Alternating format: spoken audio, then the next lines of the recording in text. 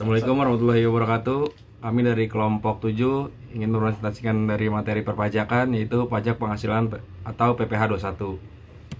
Perkenalkan, nama saya Ferdi Irawan dengan NIM 64230975. Saya akan membahas pendahuluan. Pertama, ada sistem perpajakan di Indonesia menganut sistem self-assessment. Dengan sistem tersebut, wajib pajak diberikan kepercayaan untuk menghitung sendiri besarnya pajak yang terhutang dalam suatu tahun pajak. Nah, perhitungan pajak penghasilan atau PPh terhutang dilakukan oleh wajib pajak sendiri dalam SPT tahunan pajak penghasilan. Selanjutnya, apa itu PPh 21? Jadi, PPh penghasilan pasal 21 atau bisa disebut dengan PPh 21 adalah pajak atas penghasilan berupa gaji, upah, honorarium, tunjangan, dan pembayaran lain, dan dalam bentuk apapun sehubungan dengan pekerjaan atau jabatan, jasa dan kegiatan yang dilakukan oleh orang pribadi, subjek pajak, dan dalam negeri.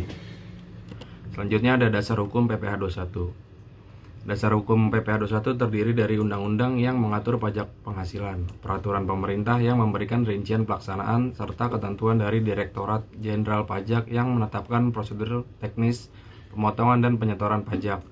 Dengan adanya kerangka hukum ini, diharapkan pelaksanaan PPh 21 dapat berjalan dengan baik dan sesuai dengan ketentuan yang berlaku, sehingga dapat mendukung pendapatan negara melalui sistem perpajakan yang adil dan transparan. Perkenalkan, nama saya Fidelio Kemal Syaroni dengan NIM 64230880. Selanjutnya yaitu subjek pajak. Yang nomor 1, gaji dan upah. Gaji dan upah merupakan penghasilan utama yang dikenakan pajak PPh 21 yang mencakup gaji bulanan, upah harian atau mingguan. Yang kedua, tunjangan. Tunjangan yang diberikan oleh pemberi kerja juga termasuk dalam objek PPh 21 yang meliputi tunjangan keluarga, tunjangan harian, dan tunjangan lainnya. Yang ketiga, uang pensiun. Penghasilan dari uang pensiun juga dikenakan pajak PPh 21 yang mencakup uang pensiun, berkala, dan dana pensiun. Lalu selanjutnya itu objek pajak. Seperti yang kita tahu, objek pajak PPh 21 biasanya dikenakan dari penghasilan yang diterima oleh pegawai tetap, pegawai tidak tetap, pekerja lepas, dan penerima pensiunan. Perkenalkan, nama saya Ridho Ardiansyah dengan NIM 64230401. Di sini saya akan menjelaskan studi kasus pada materi ini. Budi sudah menikah tanpa anak, merupakan pegawai PT Citra, di mana ia memperoleh gaji sebulan 3 juta rupiah. PT Citra Mandiri mengikuti program Jam Sostek, premi jaminan kecelakaan kerja, dan premi jaminan kematian yang dibayar pemberi kerja dengan jumlah masing-masing 0,50% dan 0,30% dari gaji.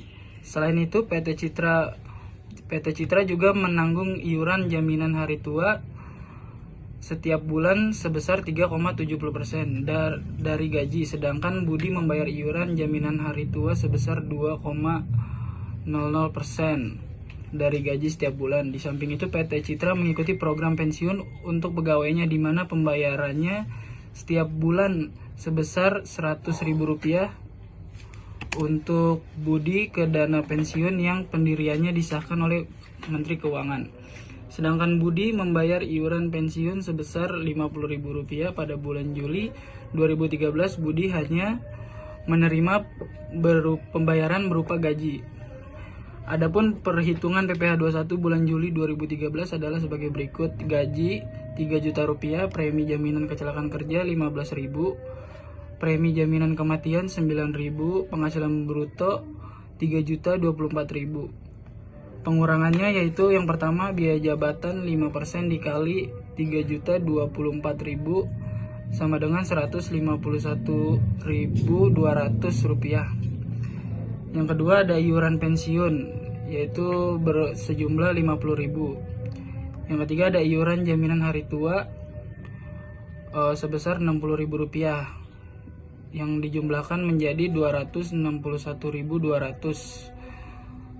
Penghasilan neto sebulan Rp2.762.800. Perkenalkan, nama saya Maria Febrianti Lenia Jawan dengan NIM 64230998. Di sini saya akan menjelaskan studi kasus, yaitu penghasilan neto selama 1 tahun terdapat 12 kali 2.762.800 sama dengan 33.152.600.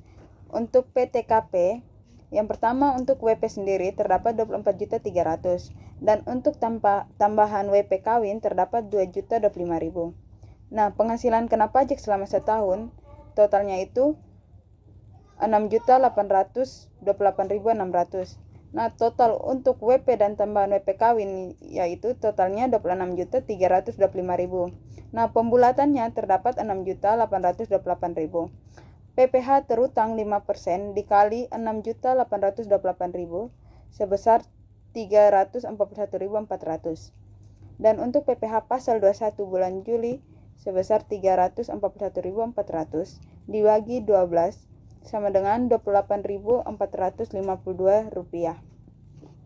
Nah, keterangannya yang pertama terdapat biaya jabatan merupakan biaya untuk mendapatkan, menagih dan memelihara penghasilan yang dapat dikurangkan dari penghasilan setiap orang yang bekerja sebagai pegawai tetap tanpa memandang mempunyai jabatan atau tidak. Yang kedua, contoh di atas berlaku bagi pegawai yang telah memiliki nomor pokok wajib pajak atau NPWP apabila pegawai yang bersangkutan belum mempunyai NPWP. Maka jumlah PPh 21 yang harus dipotong pada bulan Juli adalah sebesar 120% dikali 28.452 rupiah dan totalnya adalah 34.140 rupiah. Perkenalkan, nama lengkap saya Jian Francois dengan NIM 6423141. Nah, di sini saya akan menjelaskan tentang hasil data. Jadi, penghasilan per bulan ada 5 juta, 9 juta, 10 juta, dan 15 juta. Sedangkan penghasilan per tahun ada 60 juta, 108 juta, 120 juta, dan 180 juta. Sedangkan PTKP-nya 54 juta, 54 juta, 54 juta, dan 54 juta. Jadi, penghasilan kena pajak ada 6 juta, 54 juta, 66 juta, dan 126 juta. Jadi, perhitungan PPh atau PPh terutama, undang-undang saat ini 5% dikali 6 juta, maka hasilnya adalah 300.000. Jadi, UU HPP 5% dikali 6 juta sama dengan 300.000. UU saat ini 5% dikali 50 juta sama dengan 25 juta.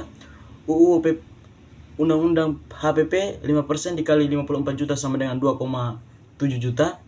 Undang-undang saat ini 5% dikali 50 juta sama dengan 2,5 juta. Undang-undang PPHP 5% dikali 60 juta sama dengan 3 juta. Sedangkan undang-undang saat ini 5% dikali 50 juta sama dengan 2,5 juta. Dan undang-undang HPP 5% dikali 60 juta sama dengan 3 juta. Jadi, untuk undang-undang saat ini 15% dikali 4 juta sama dengan 600.000. Sedangkan untuk 15% dikali 16 juta sama dengan 2,4 juta. Dan 15% dikali 6 juta sama dengan 900.000. 5% dikali 76 juta sama dengan 11,4 juta. Sedangkan 15% dikali 6 juta sama dengan 9,9 juta. Jadi, total PHP terutama ada 300.000. Untuk undang-undang PHPP 300.000. Undang-undang saat ini 3,1 juta.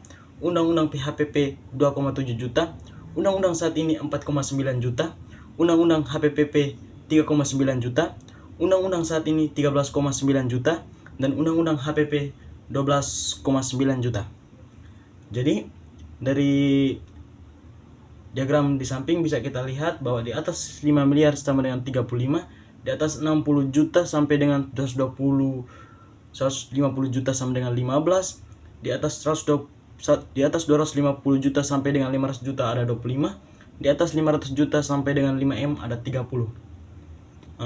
Berikutnya ada perhitungan pajak PPHP 21.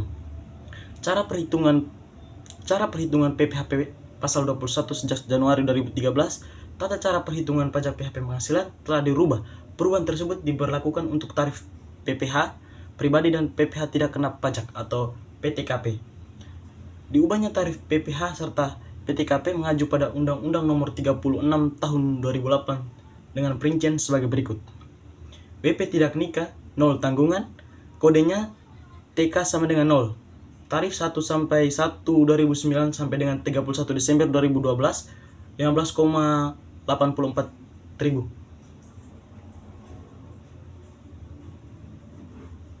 tarif mulai 1 sampai tanggal 1 bulan 1 2013 24.300. Untuk satu tanggungan TK sama dengan 1. Tarifnya 17.160.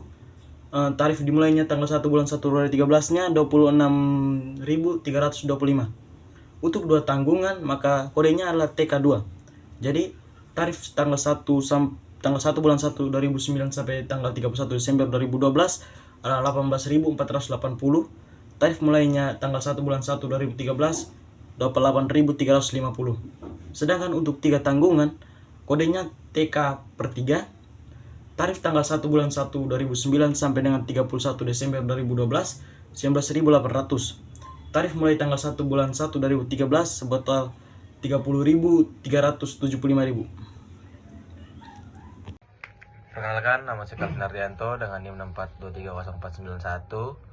Nah, kesimpulan dari ini adalah pajak penghasilan pasal 21 adalah pajak di atas penghasilan berupa gaji, upah, honorarium, tunjangan, dan pembayaran lain dengan nama dan dalam bentuk apapun sehubung dengan pekerjaan atau jabatan, jasa, dan kegiatan yang dilakukan oleh orang pribadi subjek pajak dalam negeri. Penghasilan tidak kena pajak, disingkat PTKP, adalah pengurangan terhadap penghasilan bruto orang pribadi atau perseorangan sebagai wajib pajak dalam negeri dalam menghitung penghasilan kena pajak yang objek pajak penghasilan yang harus dibayar wajib pajak di Indonesia. Nah, sekian dari presentasi kelompok kami. Assalamualaikum warahmatullahi wabarakatuh.